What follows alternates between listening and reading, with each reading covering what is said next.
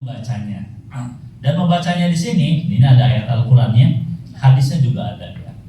A'udzubillahi minasyaitonirrajim. Watslu ma uhiya ilaika min kitabi rabbik la mubaddila likalimatihi wa lan tajida min dunihi multahada. Dan bacakanlah apa yang diwahyukan kepadamu, yaitu kitab Tuhanmu. Ya.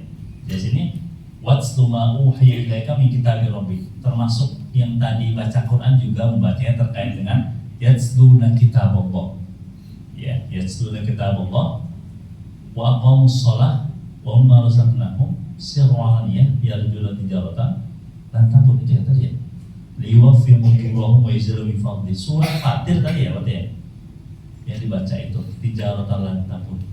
Fatir ya. Surah Fatir. Nah di sini teman-teman semuanya ada satu hadis tadi yang kami dapatkan yang mungkin teman-teman semuanya hafal.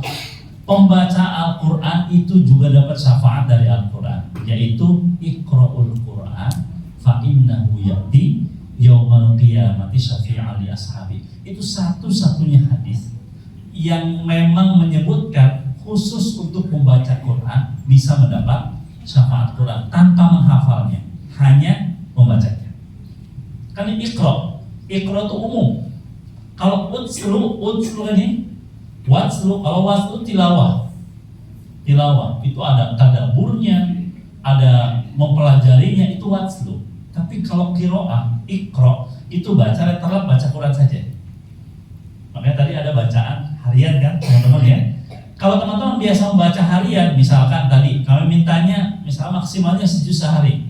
Kalau sudah sejuz terus dawamkan setiap hari sampai wafat, maka termasuk ke dalam golongan yang dirindukan surga.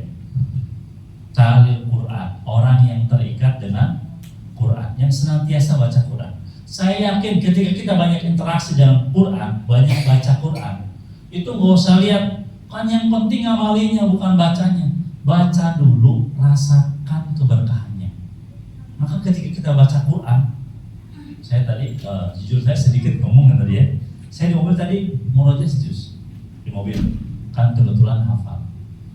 Jadi kalau hafal kan enak. Juz berapa nih? Juz sekian, ayo baca. Sambil nyetir baca. Pas sambil nyetir baca, ketinggalan kitabnya. Ya, kitab Syamal Muhammadiyah kan. Itu dari Bubulang saya jam 3 kurang. Nyetir sampai mau lampu merah yang ujung sana mau masuk tol. Apa tuh? Talang. Sampai mau talang, lupa kitabnya nggak dibawa. Yang saya bawa jas sama laptop, karena ada materi kan, mau nyiapin materi gitu ya. Jas sama laptop, kitabnya malah ditaruh di meja di rumah karena habis mutolak jam 12:30. Yang sama mutolak kitab dulu gitu. Karena sambil deres, sambil baca, biasa aja muter. Oh ketinggalan, muter. Ngambil lagi, waktu tinggal 27 menit atau 25 menit lagi ke subuh. Di situ sambil baca Quran. Ya mudah-mudahan nyampe ke Cibinong, soalnya jadi imam di sana. Kalau memang nggak nyampe, sudah WA duluan. Kayaknya telat nih, tadi kami ketinggalan ngambil dulu. Kalau ternyata sudah azan, sudah sholat duluan, ya sudah saya sholatnya di masjid yang lain. Imamin saja sama antum. Sudah persiapan gitu. Tapi saya doa sama Allah, ya Allah, sampaikan saya ke sana. Karena di sana saya jadi imam. Itu 25 menit nyampe. Dari Bubula ke Cibinong, saya nggak ngebut-ngebut amat gitu. Nyampe masih ada waktu sholat sunnah qobliyahnya malah di sana. Saya sholat qobliyah dulu, saya imam. Saya cerita kok nyampe ya. Biasanya kalau naik mobil 40 menit. Karena saya rasakan tadi itu berkah dari bacaan Quran. Tinggal ada sedikit pun. Paling kebayang tuh ya. Dari Bubula sudah sampai Talang, balik lagi ngambil kitab dong, kan kesal di sini. Aduh, ketinggalan deh, jauh deh. Balik lagi sambil gerutu kadang atau gimana. Kalau nggak sambil baca Quran, karena sambil baca baru dapat 5 halaman tuh. Oh, ketinggalan. Ayo ambil dulu deh, saya ada waktu. Nggak ada sedikit pun ngeluh atau apa gitu, terus saja ngaji sampai datang ke Cibinong itu. Kalau nggak salah sampai kurang 2 halaman lagi lah sejuznya. Kalau masih tartil buat talaki malam ini soalnya. Malam bawain saya lagi sejus Bang. Maka saya siapin tadi di mobil itu. Ternyata ketenangan itu didapatkan ketika kita baca Quran. Termasuk teman-teman, ketika teman-teman rasakan saja, coba baca Quran di waktu pagi. Mau sehalaman, 2 halaman, sejus, 2 juz, dan rasakan keberkahan di hari itu. Keberkahannya, kan keberkahan itu ziyaratul khair, bertambah kebaikan. Baik rizkinya, baik ketenangan di rumahnya, baik dengan anaknya, baik dengan semua aktivitasnya, itu akan terasa beda. Terasa beda. Jadi nggak ada was-was, nggak ada ngeluh, nggak ada apa. Itu nikmat saja, tenang aja hati. Ketika kita biasa baca Quran, maka kalau ingin merasakan itu, silakan dicoba.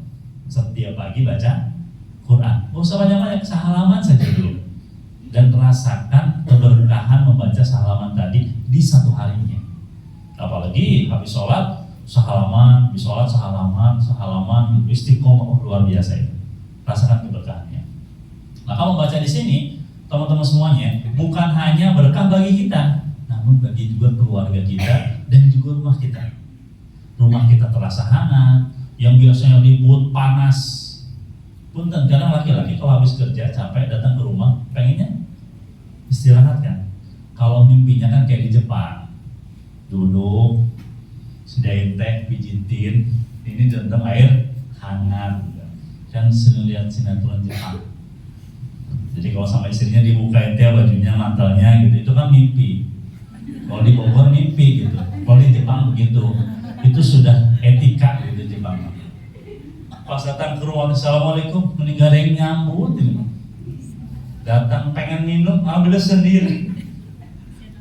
Ada makanan, belum masak lagi lapar, suruh beli lagi. Baru datang suruh beli keluar.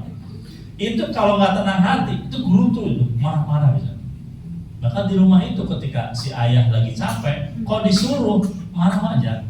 Lagi capek, pengennya santai tidur dilayani bagaikan raja. Benar. Saya mau bela bawahan ya, karena saya sebagai bawahan.